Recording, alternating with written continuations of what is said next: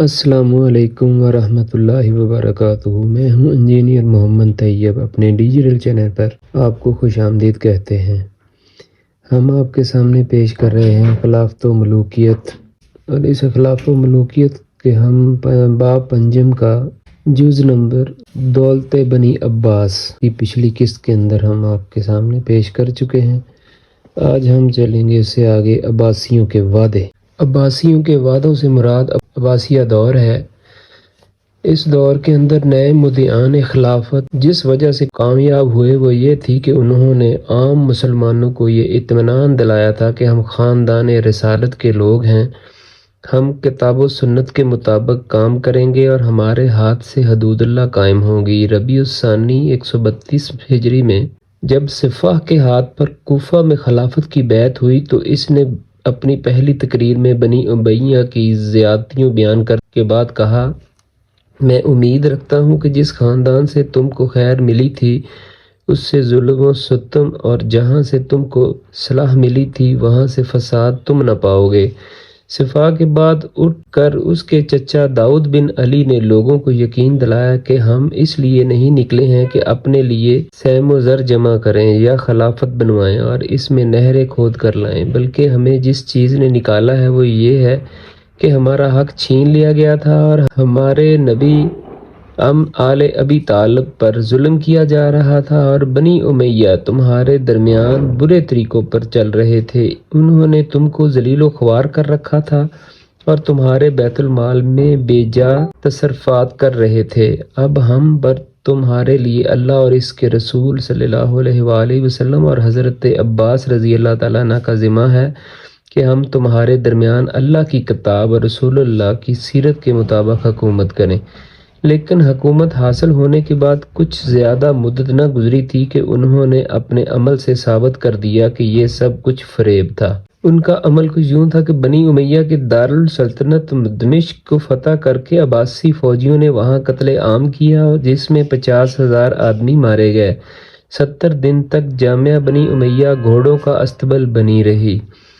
حضرت معاویہ رضی اللہ تعالیٰ عنہ سمیت تمام بنی امیہ کی قبریں کھود ڈالی گئیں۔ ہشام بن عبد المالک کی لاش قبر میں صحیح سلامت مل گئی تو اس کو کوڑوں سے پیٹا گیا۔ چند روز تک اسے منظر عام پر لٹکائے رکھا اور پھر جلا کر اس کی راکھ اڑا دی گئی۔ بنی امیہ کا بچہ بچہ قتل کر دیا گیا۔ ان کی تڑپتی ہوئی لاشوں پر فرش بچھا کر کھانا کھایا گیا۔ بصرے میں بنی امیہ کو قتل کر کے ان کی لاشوں ٹانگوں سے پکڑ کر کھینچی گئیں، انہیں سڑکوں پر ڈال دیا گیا جہاں کتے انہیں بھونبورتے رہے۔ یہی کچھ مکے اور مدینے میں بھی ان کے ساتھ کیا گیا۔ صفا کے خلاف موصل میں بغاوت ہوئی تو اس نے اپنے بھائی یحییٰ کو اس کی سرکوبی کے لیے بھیجا۔ یحییٰ نے اعلان کیا تھا کہ جو شہر کی جامع مسجد میں داخل ہو جائے گا اس کے لیے امان ہے۔ لوگ ہزاروں کی تعداد میں وہاں جمع ہو گئے۔ پھر مسجد کے دروازے پر پہرا لگا کر ان امان یافتہ پناہ گزینوں کا قتل عام کیا گیا اور 11,000 آدمی مار ڈالے گئے۔ رات کو یحییٰ نے ان عورتوں کی آہ و بکا کا شور سنا جن کے مرد مارے گئے تھے۔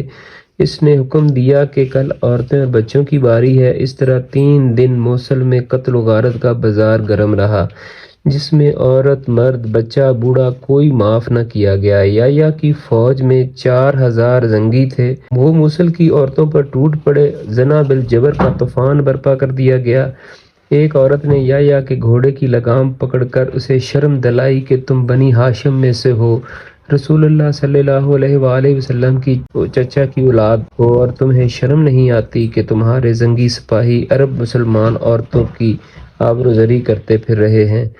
یحییٰ کو غیرت آ گئی، اس نے اپنی فوج کے زنگی سپاہیوں کو تنخواہوں اور انعامات کا لالچ دے کر جمع کیا اور سب کو قتل کرا دیا۔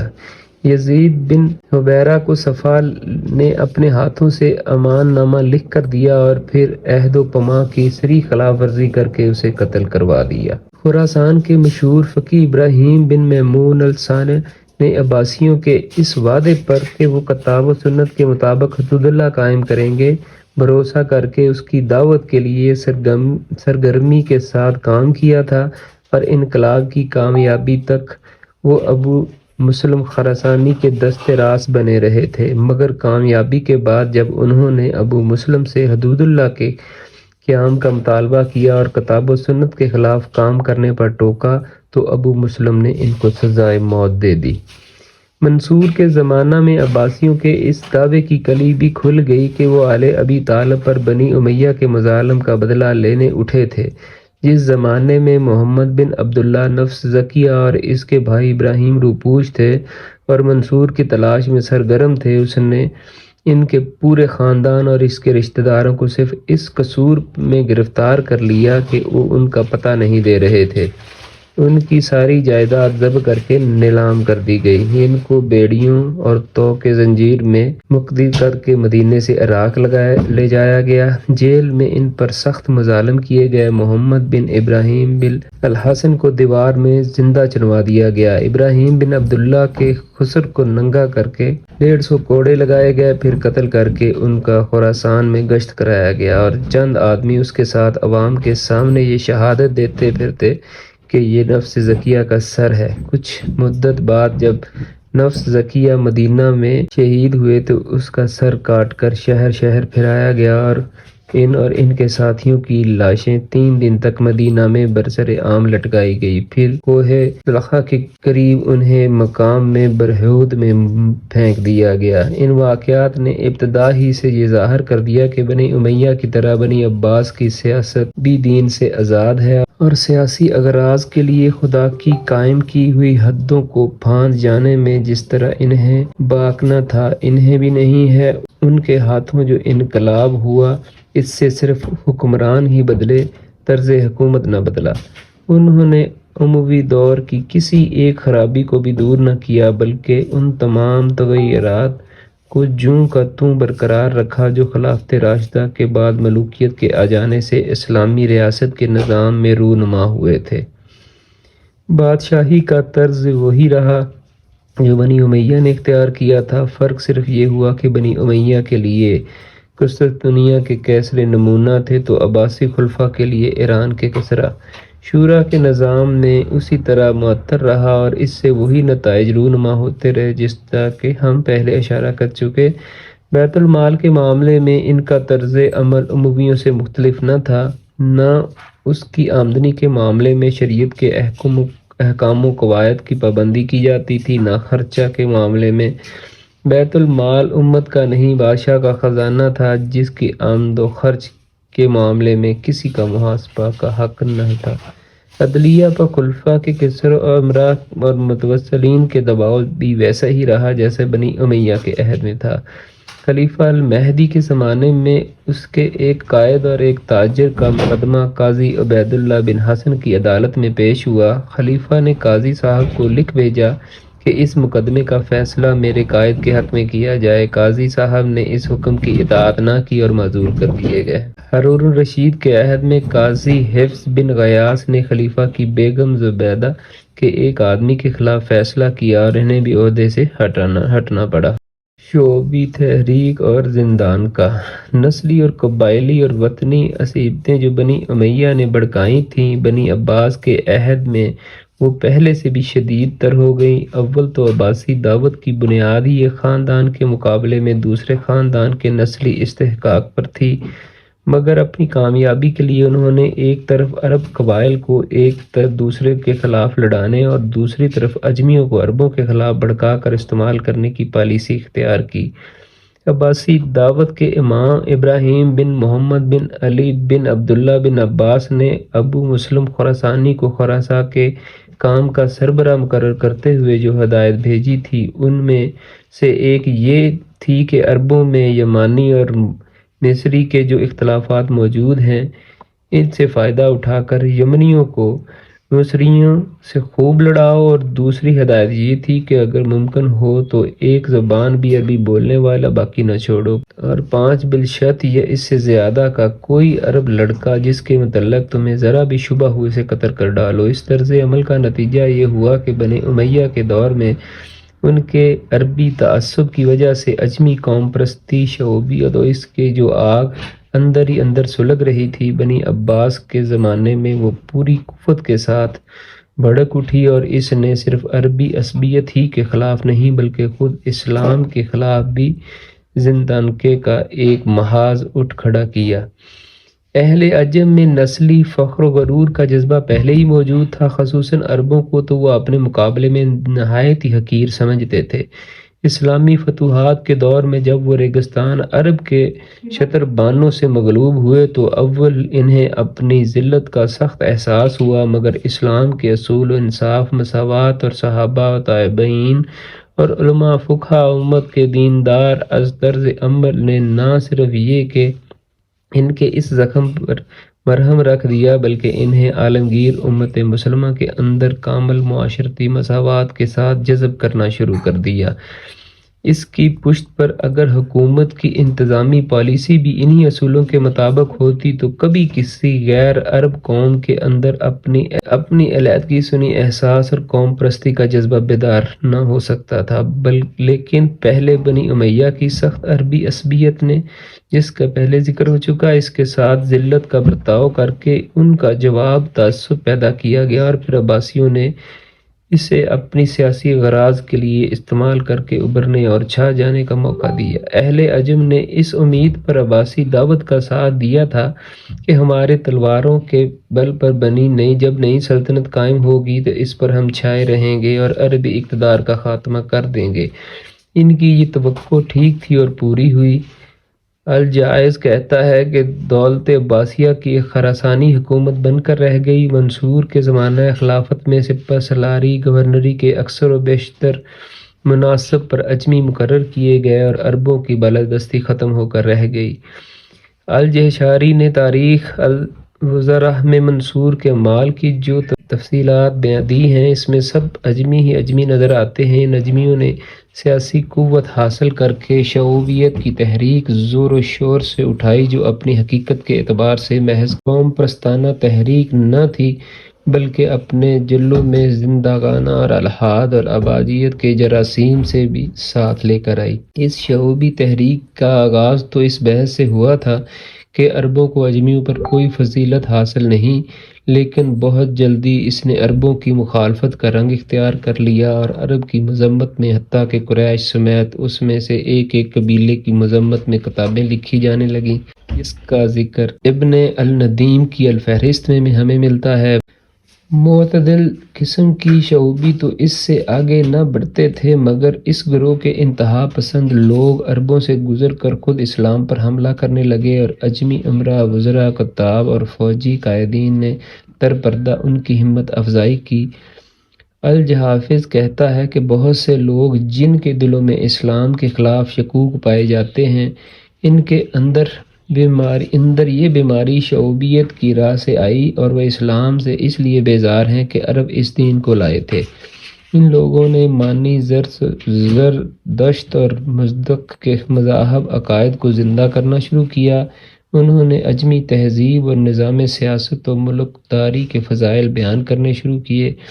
انہوں نے شعر و ادب کے پردے میں فسق، مجہور اور اخلاقی بے قیدی کی تبلیغ شروع کی، دین اور اس کے حدود کا مذاق اڑایا، شراب و شاہد کی دعوت دی، آخر اور جنت دوزخ کی باتیں کرنے والے کو تہذیب کا نشانہ بنایا۔ ان میں سے بعض نے جھوٹی حدیثیں گھڑ گھڑ کر پھیلائیں تاکہ مسلمانوں کا دین خراب کریں۔ چنانچہ ایک زندیق ابن عبد الغوجہ جب گرفتار کیا گیا تو اس نے اعتراف کیا کہ میں نے 4000 ایسی حدیثیں گھڑی ہیں جن میں حرام کو حلال اور حلال کو حرام کیا ہے، اور احکام اسلامی میں رد و بدل کر ڈالا۔ منصور کے زمانے میں کوفے کے گورنر محمد بن سلیمان بن علی نے اس کو موت کی سزا سنا دی۔ ایک اور شخص یونس بن ابی فروہ نے اسلام اور عرب کی مذمت میں ایک کتاب لکھ کر کیسر و روم کے دربار میں پیش کی اور اس پر انعام پایا۔ الحافظ اپنے رسائل میں اجمی کاتبوں، حکومت کی سپیڑیوں کی ایک کثیر تعداد کا حال یہ بتاتا ہے کہ یہ لوگ قرآن کی ترتیب پر لعن کرتے اور کہتے کہ اس میں نقائص ہیں، احادیث کو جھٹلاتے اور اس کی صحت پر شکوک پیدا کرتے، صحابہ کے محاسن کا اعتراف کرتے ہوئے ان کی زبان رکتی ہے۔ قاضی شریح حسن بصرہ الشعبی کا ذکر آتا ہے تو یہ ان پر اعتراضات کی بوچھاڑ کر دیتے ہیں، مگر اردشیر بگباقان اور نوشیروان کا ذکر کرتے ہوئے ان کی سیاست اور ان کے تدبر کی تعریف میں جب یہ رطب لسان ہو جاتے ہیں۔ ابو العلا المعاری اس عہد کے بڑے بڑے نامور اجمیوں کے متعلق کہتا ہے کہ وہ سب سے زندیق تھے، مثلاً عبد بشار بن بزد، ابو نواس، ابو مسلم خراسانی وغیرہ۔ یہ زنداقہ صرف اعتقادی گمراہیوں تک ہی محدود نہ تھا بلکہ عملاً اخلاقی حدود سے آزادی اس کے ساتھ لازم و ملزوم کی طرح تھی۔ ابن عبدالبر کہتا ہے کہ عوام میں جب بات معروف تھی کہ شراب، زنا اور رشوت زندگی لوازمات اس کی کھلی علامات ہیں، یہ فتنہ خلیفہ منصور عباسی کے عہد میں 136 سے 157 میں پوری طرح سر اٹھا چکا تھا۔ اس سے مسلمانوں میں جب اعتقادی اور اخلاقی فساد پھیلنے کا خطرہ نہ تھا بلکہ سیاسی اجتماعی حیثیت سے یہ مسلم معاشرے اور ریاست کو بھی پارا پارا کر دینے کا تھا۔ منصور کا جانشین المہدی اپنے خاندان کی سیاسی پالیسی کے یہ خوفناک نتائج دیکھ کر گھبرا اٹھا۔ اس نے نہ صرف طاقت سے اس تحریک کو مٹانے کی کوشش کی بلکہ علماء کے ایک گروہ کو اس کام پر مأمور کیا۔ زنادقہ سے بحث کریں اور اس کی رد میں کتابیں لکھ کر اس کے شکوک کو دماغوں سے نکالیں، اور جو لوگ اسلام کے خلاف عوام میں پھیلا رہے ہیں، اس کی حکومت میں ایک مستقل محکمہ عمر القاضی کے تحت قائم کیا گیا جس کا کام یہ تھا کہ زنداقہ کا استحصال اور زنادقہ کی سرکوبی کرے۔ اپنے بیٹے الہادی کو اس نے جب جو ہدایات کی دی تھیں، اس سے اندازہ ہوتا تھا کہ وہ زنداقے کے خطرات کس شدت سے محسوس کر رہا ہے۔ اس نے کہا کہ اگر یہ حکومت میرے بعد تیرے ہاتھ میں آئے تو مانی کے پیروں کا استحصال کرنے کا کوئی دقیقہ نہ اٹھا رکھنا۔ یہ لوگ پہلے تو عوام کو ظاہری بھلائیوں کی طرف دعوت دیتے ہیں، مثلاً فواحش سے اجتناب، دنیا میں زہد و آخرت کے لیے عمل، پھر انہیں یہ تلقین کرتے ہیں کہ گوشت حرام ہے، پانی کو ہاتھ نہ لگانا چاہیے یعنی غسل نہ کرنا چاہیے، اور کسی کے جانور کو ہلاک نہ کرنا چاہیے، پھر انہیں دو خداؤں کے اعتقاد کی طرف لے جاتے ہیں اور آخر کار بہنوں اور بیٹیوں سے نکاح اور پیشاب سے غسل تک حلال کر دیتے ہیں، اور بچوں کو چراتے ہیں تاکہ انہیں ذلالت پر پرورش کر سکیں۔ المہدی کا یہ بیان صاف ظاہر کرتا ہے کہ اس زمانے میں اجمی اور زنادقہ اور بظاہر مسلمان بن بیابتن اپنے قدیم مذاہب کی تجدید کے لیے کوشاں تھے۔ السعودی کے بیان کے مطابق یہ دعوت ان تراجم کی بدولت پھیل رہی تھی جو منصور کے عہد میں پہلوی اور فارسی زبان سے ہوئے تھے۔ ابن ابی العجا اور عماد یحییٰ بن زیاد اور مطیع بن ایاس جیسے لوگوں کی تصانیف اس زہر کو پھیلا رہی تھیں۔ امت کا رد عمل یہ ہے مختصر رداد اس تغیرات کی جو خلافت راشدہ کی جگہ ملوکیت کے آ جانے سے رونما ہوئے۔ اس سے اندازہ ہوتا ہے کہ امت اور اس کی رائے کو نظر انداز کر کے کسی شخص، خاندان یا گروہ یا اپنے اقتدار کے لیے کوشاں ہونا اور زبردستی اسے قائم کرنا کہ کیا نتائج پیدا ہوتے ہیں۔ اس غلطی کی ابتدا کرتے وقت چاہے اسے یہ شعور بھی نہ ہوا ہو کہ اس کا یہ اقدام نتائج پیدا کرے گا، اس کی نیت ہرگز یہ نہ ہو کہ یہ نتائج اس سے برآمد ہوں گے، لیکن بہرحال اس کے فطرتی نتائج ہیں جو رونما ہو کر رہتے ہیں۔ لیکن یہ خیال کرنا سخت غلط ہوگا کہ ان سیاسی تغیرات نے سرے سے اسلامی نظام زندگی کا ہی خاتمہ کر دیا۔ بعض بڑے لوگ سطحی انداز میں تاریخ کا مطالعہ کر کے بے تکلف یہ فیصلہ کر ڈالتے ہیں کہ اسلام تو بس 30 سال چلا اور پھر ختم ہو گیا، حالانکہ اصل صورتحال اس سے بالکل مختلف ہے۔ آگے کی چند سطور میں ہم اختیار کے ساتھ یہ بتاتے ہیں کہ امت مسلمہ کو جب اس سیاسی انقلاب سے سابقہ پیش آیا تو اس کے اجتماعی شعور نے کس طرح اپنے نظام زندگی کو سنبھالنے کے لیے ایک دوسری صورت اختیار کر لی۔ قیادت کی تقسیم۔ اس سے پہلے یہ بیان کر چکے ہیں کہ خلافت راشدہ کی اصل خوبی یہ تھی کہ وہ رسول اللہ صلی اللہ علیہ وآلہ وسلم کی مکمل نیابت تھی۔ خلیفہ راشد محض راست رو ہی نہ تھا بلکہ مرشد رہنما بھی ہوتا تھا۔ اس کا کام محض مملکت کا نظم و نسق چلانا اور فوجیں لڑانا نہ تھا بلکہ اللہ کے پورے دین کو مجموعی طور پر قائم کرنا تھا۔ اس کی ذات میں ایک ہی مرکزی قیادت تھی جو کہ سیاسی حیثیت سے مسلمانوں کی سربراہی بھی کرتی تھی اور عقیدہ، مذہب، اخلاق و روحانیات، قانون و شریعت، تہذیب و تمدن، تعلیم و تربیت، دعوت و تبلیغ کے تمام معاملات میں ان کی امامت و رہبری کے فرائض بھی انجام دیتی تھی۔ جس طرح اسلام کا ہر پہلو جامعہ، اس طرح یہ قیادت بھی ہر پہلو کی جامعہ تھی، اور مسلمان پورے اعتماد کے ساتھ اپنی اجتماعی زندگی اس کی رہنمائی میں بسر کر رہے تھے۔ اس خلافت کی جگہ جب ملوکیت آئی تو نہ وہ اس جامع قیادت کی اہل تھی، نہ مسلمان ایک دن کے لیے بھی اس کو یہ حیثیت دینے کے لیے تیار ہوئے۔ بادشاہ کے جو کارنامے ہم اس سے پہلے بیان کر چکے، اس کے بعد ظاہر ہے کہ ان کا کوئی اخلاقی وقار قوم میں قائم نہ رہ سکتا تھا۔ وہ گردنیں زبردستی جھکا سکتے تھے اور انہوں نے جھکا لیں، اور وہ ہزاروں لاکھوں آدمیوں کو خوف و طمع کے ہتھیاروں سے اپنے اغراض کا خادم بنا سکتے تھے۔ انہوں نے بنا لیا، مگر وہ دل نہیں جیت سکتے تھے۔ لوگ ان کو اپنے دین کا امام بھی مان لیتے تھے۔ یہ نئی صورتحال پیدا ہوتے ہی مسلمانوں کی قیادت دو حصوں میں تقسیم ہو گئی۔ ایک تھی سیاسی قیادت، ایک حصہ سیاسی قیادت کا جسے طاقت سے بادشاہوں نے حاصل کر لیا تھا، وہ چونکہ اس سے نہ طاقت کے بغیر ہٹایا جا سکتا تھا، نہ سیاسی قیادت بلا طاقت ممکن ہی تھی، اس لیے امت نے بادل نخواستہ اسے قبول کر لیا۔ یہ قیادت کا فرنا تھا کہ اس سے رد کر دینے کے سوا چارہ نہ ہوتا تھا۔ اس کے چلانے والے مسلمان تھے جو کہ اسلام اور اس کے قانون کو مانتے تھے۔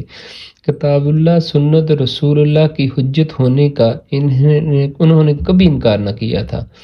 عام معاملات ان کی حکومت میں شریعت کے مطابق انجام پاتے تھے، صرف ان کی سیاست دین کے تابع نہ تھی۔ ان کی خاطر وہ اسلام کی اصول حکمرانی سے ہٹ گئے تھے، اس لیے امت نے ان کی سیاسی قیادت اس حد تک قبول کر لی کہ ان کے تحت مملکت کا انتظام چلتا رہے، امن و امان قائم رہے، سرحدوں کی حفاظت ہوتی رہے، ادائے دین سے جہاد ہوتا رہے، جمعہ، جماعت اور حج قائم ہوتا رہے، اور عدالتوں کے ذریعے سے اسلامی قوانین کا اجرا برقرار رہے۔ ان مقاصد کے لیے صحابہ و تابعین، تبع تابعین نے اگر اس قیادت کی بیعت کی تو اس معنی یہ نہ تھے کہ انہوں نے بادشاہوں کو امام برحق اور ان کی خلافت کو خلافت راشدہ اور مرشدہ مانتے تھے، بلکہ وہ صرف اس معنی میں تھی کہ وہ اس امر واقعی کو تسلیم کرتے تھے کہ اب امت کی سیاسی قیادت کے مالک یہی لوگ ہیں۔ دوسرا تھا دینی قیادت۔ دوسرا حصہ دینی قیادت کا تھا جس کے بقایا صحابہ، تبع تابعین، فقہاء و محدثین، صفائے امت سے آگے بڑھ کر سنبھال لیا، اور امت نے اپنے دین کے معاملے میں پورے اطمینان کے ساتھ ان کی امامت تسلیم کر لی۔ یہ قیادت اگرچہ منظم نہ تھی، اگرچہ اس کا کوئی ایک امام نہ تھا، جب سب نے اپنا مرشد مان لیا ہو، اگرچہ اس کی کوئی بااختیار کونسل نہ تھی جو دینی مسائل پیدا ہوں ان کے بارے میں بر وقت ایک فیصلہ صادر کر دے، وہ پوری مملکت میں مان لیا جائے۔ یہ سب لوگ اپنی انفرادی حیثیت میں الگ الگ کام کر رہے تھے۔ ان متفرق افراد کے پاس اخلاقی اور اثر و وقار کے سوا کوئی طاقت نہ تھی، لیکن چونکہ یہ سب ایک ہی چشمہ ہدایت، کتاب اللہ، سنت رسول اللہ سے فیض یاب تھے اور نیک نیتی کے ساتھ دینی رہنمائی کر رہے تھے، اس لیے جزیات میں مختلف رائے ہونے کے باوجود مجموعی طور پر ان کا مزاج ایک ہی تھا۔ دنیا اسلام کے گوشے گوشے میں پراگندہ ہونے کے باوجود ان کا پورا گروہ مسلمانوں کو ایک ہی فکری اور اخلاقی قیادت فراہم کر رہا تھا۔ ان دونوں قیادتوں کے باہمی تعلق، ان دونوں قسم کی قیادتوں میں تعاون کم اور تصادم یا کم از کم عدم تعاون زیادہ رہا۔ سیاسی قیادت نے دینی قیادت کو اس کے فرائض انجام دینے میں بہت کم مدد دی، اور جتنی مدد وہ دے سکتی تھی دینی قیادت نے اس سے بھی کم اسے قبول کیا، کیونکہ اس مد کے بدلے میں جو قیمت اسے سیاسی قیادت کو ادا کرنی پڑتی، اسے ادا کرنے کے لیے اس کا ایمان و ضمیر تیار نہ تھا۔ پھر خود امت کا حال بھی یہ تھا کہ دینی قیادت کے لوگوں میں سے جو بھی سلاطین کے قریب گیا، جس نے بھی کوئی منصب یا وظیفہ ان سے قبول کیا، وہ مشکل ہی سے قوم میں اپنا اعتماد برقرار رکھ سکا۔ سلاطین سے بے نیازی اور ان کے قہر و غضب کے مقابلے میں ثابت قدمی مسلمانوں کے اندر دینی قیادت کی اہلیت کا معیار بن گئی۔ اس معیار سے ہٹ کر اگر کوئی اللہ کا بندہ چلا تو قوم بڑی کڑی نگاہوں سے اس کا جائزہ لیتی رہی، اور اس کی بزرگی کو اس نے صرف اس وقت تسلیم کیا جب سلطان کے قریب جا کر بھی اس نے دین کے معاملے میں کوئی مصالحت نہ کی۔ عام مسلمان تو درکنار خود وہ لوگ جو سیاسی قیادت کے ہاتھ بک چکے تھے، اس بات کو برداشت کرنے کے لیے تیار نہ تھے۔ دین کے امام و پیشوا کسی ایسے شخص کو مان لیں جو انہی کی طرح بک جانے والا ہو، یا طاقت سے دب کر احکام دین میں تحریف کرنے لگے۔ اس طرح پہلی صدی ہجری کے وسط میں ہی دینی قیادت کا راستہ سیاسی قیادت کے راستے سے الگ ہو چکا تھا۔ علماء امت نے تفسیر، حدیث، فقہ اور دوسرے علوم دینیا کی تدوین اور درس فقہ کا جتنا کام کیا، حکومت سے آزاد رہ کر اس کی مدد کے بغیر، بلکہ بارہا اس کی مزاحمت کے باوجود اس کے بے جام مداخلتوں کی سخت مقابلہ کرتے ہوئے کیا۔